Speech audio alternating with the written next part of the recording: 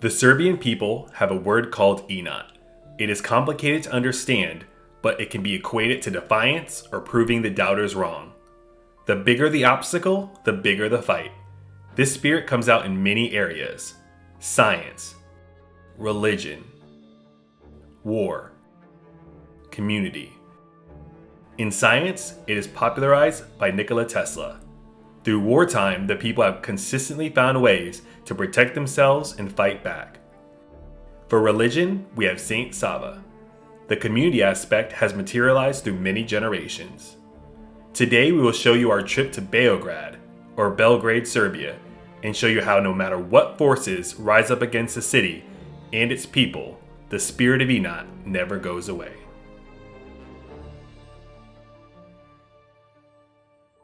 In Belgrade, there is a Nikola Tesla museum. Tesla was born July 10, 1856, in modern-day Croatia, but he was Serbian and spoke 8 languages. At 28, he accepted a job working for Thomas Edison at Edison Machine Works in New York City. He eventually became a U.S. citizen. Edison owned the patent for the direct current, or DC, where electric currents go one way. Tesla was a proponent for the alternating current, or AC.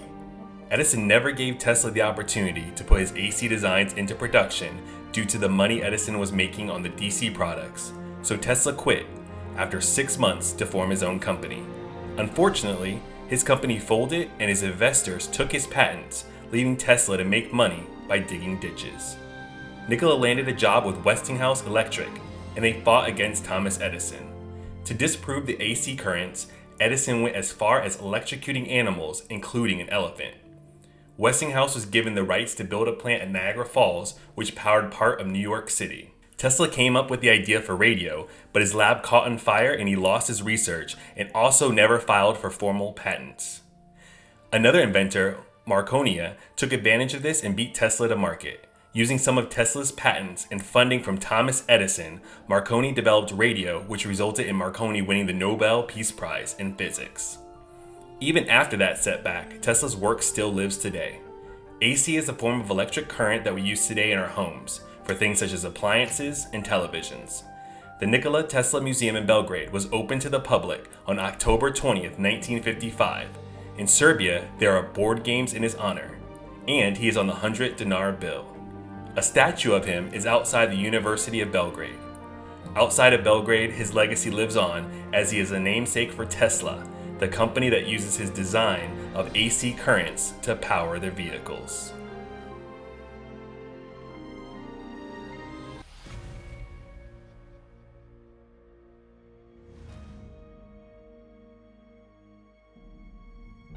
The foundations of Belgrade go back to the times of the Vinca culture, around the 6th century BC, but one of the most prominent remains of ancient times is the city of Singidunum. In the 3rd century BC, this fortified city was settled by the Celts. Then in 75 BC, the Romans. Singidunum eventually became Belgrade, or as the locals would say, Beograd. This translates to White Fort. This fortress has been fought over in 115 battles and has been destroyed and rebuilt over 40 times.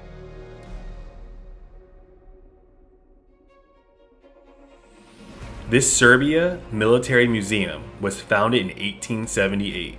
There is memorabilia from all conflicts that Serbia has been involved with: cannons, missile launchers, tanks, and more. Some vehicles were captured from World War II, and some from NATO troops.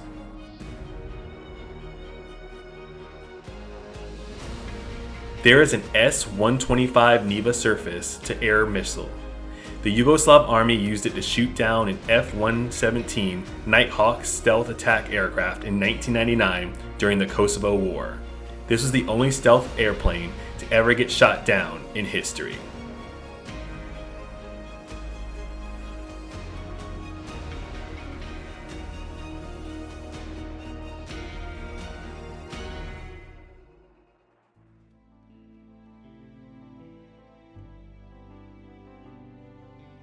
The Temple of Saint Sava is not only the largest Serbian Orthodox church, It is one of the largest Orthodox churches in the world. Saint Sava is one of the greatest saints of the Serbian Orthodox Church. He traveled, taught, and translated books into Serbian. Saint Sava, known as the Enlightener, was a Serbian prince and Orthodox monk, the first archbishop of the Serbian Church, and the founder of Serbian law. When he died, he was buried in Bulgaria. Saint Sava's body was returned to Serbia after a series of requests. When the Serbs rose up against the Ottomans in 1594, they used a portrait of Saint Sava on their war flags. The Ottomans didn't take too kindly to this, so they retaliated by incinerating the relics or remains of Saint Sava on this site. The Temple of Saint Sava was built near that hill. The first stone was laid in 1935. In June 1989, the concrete dome of the temple, weighing 4,000 tons and constructed entirely on the ground, was raised to its present position. This was a landmark achievement in construction. The temple is huge and incredibly beautiful inside. This is Ruzica Church. World War I saw bullets and destruction rain on all of Belgrade, but especially on this church, which was a military church. Some soldiers took their last communion here. During the war, Ruzica was almost completely destroyed, but the people of Belgrade defied the idea that the weapons could only be used for destruction. They turned the violence into art and beauty. Outside of the church are two statues, one representing King Dusan and the other a soldier from the Balkan Wars. Both are made out of cannon shells. Inside, there is a chandelier made of weapons, such as bullets, swords, and more.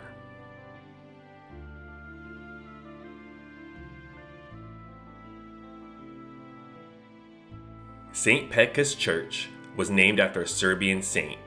She was known for many things, including helping the hungry and the poor. According to legend, when she died, there was an older sinner buried near her grave. She protested this by appearing in a vision to a monk. This vision told the monk where to find her body. The body was unearthed and it was found to be incorrupt. In other words, it avoided the normal process of decomposition.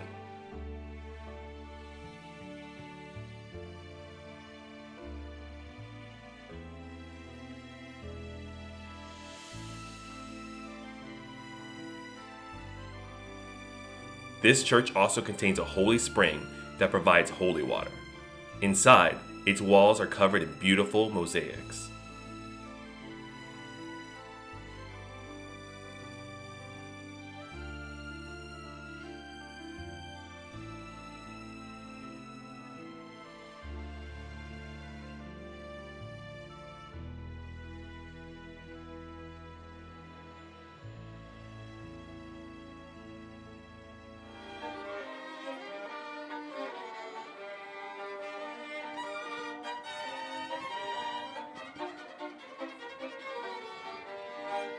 The statue of Prince Mihailova is the focal point of Republic Square here in Belgrade. Locals may just say that they are meeting at the horse, but there is so much more to this statue. Prince Mihailova, the first modern Serbian king, sits atop the horse. He liberated many of the Serbian regions from the Ottomans.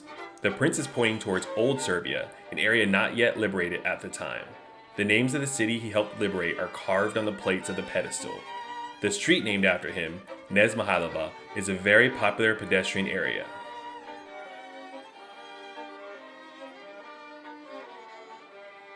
There is another famous road here in Belgrade, Skadaliha. This road is famous for restaurants, musicians, and a bohemian past. Bohemian is a fancy word referring to someone, such as an artist or writer, who lives an unconventional life. Something we can definitely relate to. This is a cobbled street in a true Starigrad, or Old Town. We are here during a lockdown.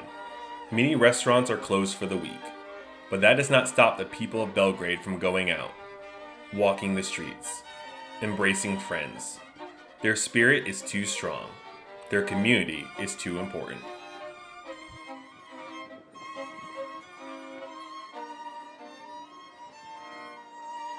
I gotta say, there is so much more to Inat than we can cover here.